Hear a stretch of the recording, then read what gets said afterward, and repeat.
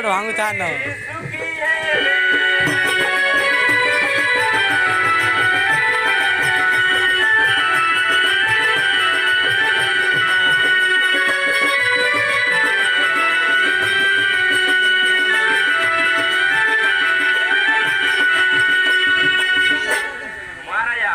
ଭାବୁଅଛି ଏହି ରାଜ୍ୟରେ ପର୍ବଟି କରିବା ଯାହା ଲୋକେ ଦେଖି ଅତ୍ୟନ୍ତ ଖୁସି ହେବେ।